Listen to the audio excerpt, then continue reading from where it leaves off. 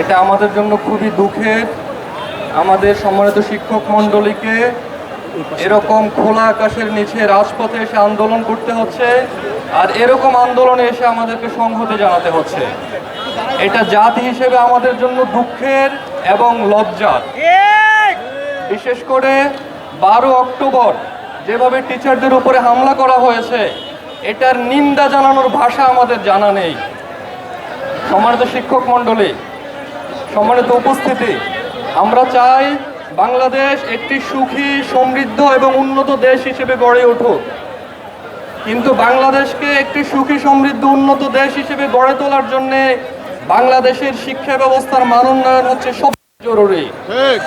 বাংলাদেশের শিক্ষার মান যদি উন্নত হয়, জাতি হিসেবে আমরা উন্নত হতে পারবো। কিন্তু দুঃখজনক হলেও সত্য, আমরা দেখি বাংলাদেশের শিক্ষার মান অনেক দুর্বল অবস্থায় আছে এখন পর্যন্ত। শিক্ষার মানের যদি উন্নয়ন ঘটাতে হয়, আমরা মনে করি টিচারদেরকে যথাযথভাবে মূল্যায়ন করতে হবে। আমরা উন্নত দেশ হতে চাই, কিন্তু উন্নত দেশের শিক্ষকদের সাথে যদি আমাদের দেশের শিক্ষকদের সুযোগ সুবিধার তুলনা দেখি, তাহলে দেখব যে আমাদের শিক্ষকরা কত বেশি কষ্টে দিনাতিপাত করতে হচ্ছে। আমরা যদি মধ্যপ্রাচ্যের দিকে তাকাই, দেখব যে সেখানে টিচারদের বেতন বাংলাদেশি টাকায় 3.5 থেকে 6.5 লক্ষ টাকা। মাধ্যমিক বিদ্যালয়ের টিচারদের বেতনই হচ্ছে এরকম। ইউরোপের দিকে যদি তাকাই, দেখব বাংলাদেশের চেয়ে সেখানে টিচারদের বেতন শতাধিক গুণ বেশি। অথচ বাংলাদেশের এমপিওভুক্ত টিচারদের বেতন মাত্র 12,500 টাকা থেকে শুরু হয়। আমরা মনে করি আমাদের টিচারদেরকে যেভাবে মূল্যায়ন করা প্রয়োজন ছিল, এই বেতনের মাধ্যমে আসলে টিচারদেরকে সেভাবে মূল্যায়ন করা হচ্ছে না। এভাবে চলতে থাকলে মেধাবীরা শিক্ষকতা পেশায় আসার আগ্রহ হারিয়ে ফেলবে। মেধাবীরা যদি শিক্ষকতা পেশার প্রতি আগ্রহ হারায়, জাতি হিসেবে আমরা ক্ষতিগ্রস্ত হব। টিচার যদি অভুক্ত থাকেন, তিনি তার স্টুডেন্টদেরকে পাঠদান করবেন কিভাবে?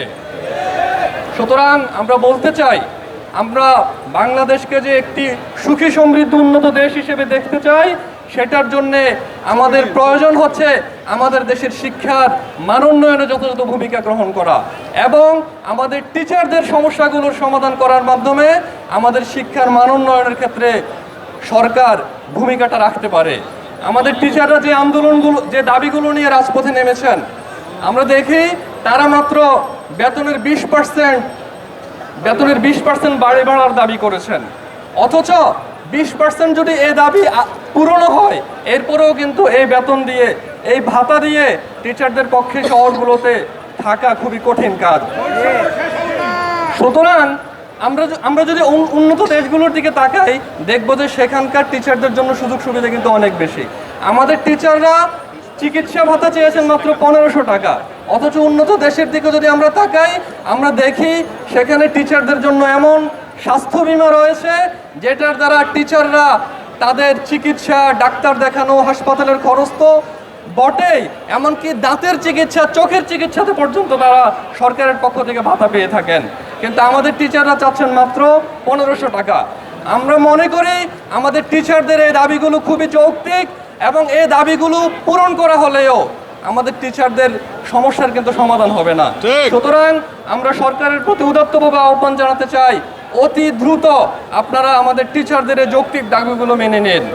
আমাদের টিচাররা যেসব দাবি করেছেন, আমাদের টিচাররা বেতনের 20% বাড়ি ভাড়ার দাবি করেছেন, আমাদের টিচাররা চিকিৎসা ভাতা হিসেবে মাত্র 1500 টাকা দাবি করেছেন এবং কর্মচারীদের উৎসব ভাতা হিসেবে 75% দাবি করেছেন। আমরা সরকারের প্রতি উদাত্ত আহ্বান জানাতে চাই, আপনারা অবিলম্বে আমাদের টিচারদের দাবিগুলো মেনে নিন এবং আমাদের টিচারদেরকে রাজপথ থেকে শ্রেণীকক্ষে ফিরে যাওয়ার সুযোগ করে দিন।